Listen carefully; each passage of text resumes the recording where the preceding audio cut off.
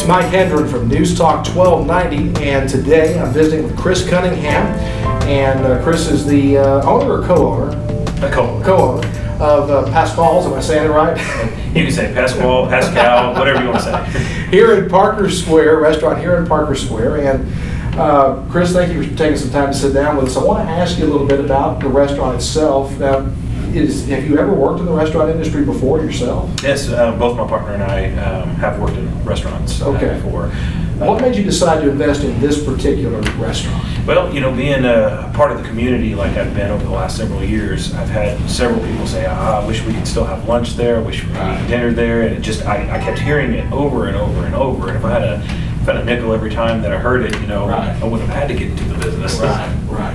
Well, now, recently you produced a video that you've posted on social media, and you're appealing to the public and to potentially an investor to come in and take this thing over. It sounds like you want to get out of the restaurant business.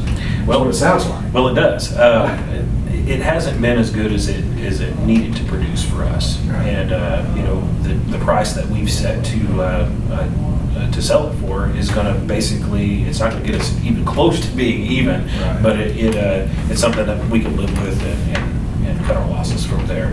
But the economy's been a part of the reason. I would say the inconsistency in our product that we've delivered has been by far our number one issue that we've had at the restaurant. So you know, my thought is if somebody came in here and either rebranded it or decided to just make a very consistent product and have great service, that this place has got so much potential.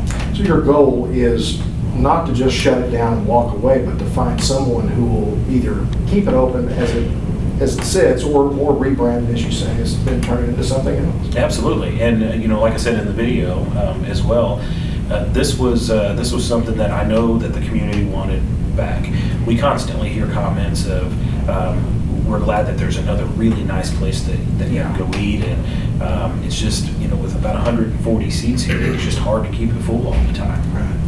Well, the video specifically, why did you choose to take that avenue? I mean, that seems a very unconventional way for a businessman to address a desire to get out of the business. And I mean, some people might look at that and go, well, that looks like a very desperate thing to do there. How do you explain the video? What drove you to take that option? Well, it could be desperation.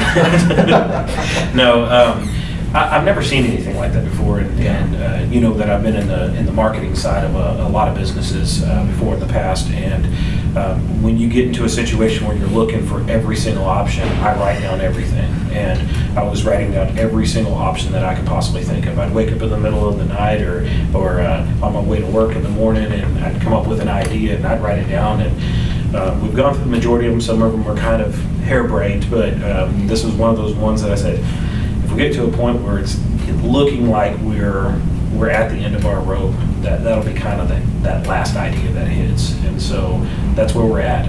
It's generated about 5 phone calls for potential investors or people who are interested in at least saving the place as far as investing in it or taking it over. Outside of that, I was just telling our sous chef back here, he's preparing for today's business, that I've gotten somewhere around 150 messages from people saying, I'm so sorry to hear that, and what can I do to help? And you know, the number one message there is to either find someone who would like to take it over. I know it's kind of a short period of time, but I wanted to accomplish a couple of things by that. It wasn't just, you know, the business is failing as it is. It's not just that one message alone. When we took the business back over and opened the doors, we had several people approach us and say, are you going to honor the gift cards or the gift certificates from the old business? Right. And we did a few of them, but you know, to buy it off, we had no idea that there were that many thousands of dollars left out there, and we were under the impression that those had all been taken care of.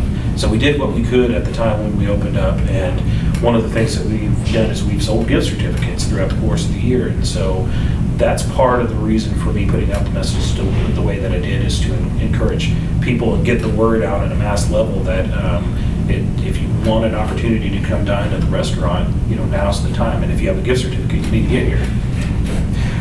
What is there a timeline here? Is there basically a drop dead date? If you've either got to have it sold or turn things around by a certain date, or you're just locking the doors? Have you got to that point yet? That stage yet? We've discussed several different options with taxes due and the bank note coming to fruition and all that stuff. We're probably looking, I would say definitely in the next 30 days, if not sooner. Our intention is to go ahead and operate through the end of the month, but that just kind of depends on how everything else, You don't goes along. see more traditional approaches like more advertising, more marketing is helping you at all? Well, we've done several different marketing campaigns since we've been here. The issue that I see at hand is every time that we've gotten a spike of business, we're not seeing the residual return on it. So it's a situation where people come in and for some reason or another haven't, for the large part, been happy with what they've received. And that's been kind of our mistake, our problem. And so to bring people in, we're just constantly, we can do that, but the issue is I'm not sure they're happy when they leave. As an example, yesterday I had, everybody's got personal preferences, and we've had a very good run the last couple of months. I mean, Valentine's Day was 4 days for us. It started on Thursday night, ended on Sunday night, and packed house every day, and very, very, very little amount of complaints during that time. So we do special occasions well, but it seems like the day-to-day stuff, we're just not knocking it out of the park, to be honest. Well, Chris, thank you very much for taking some time with us. We appreciate you sitting down with us, and we Absolutely. wish you success. Well, thank you. Thanks very much. Mike Handler for NewsTalk 1290.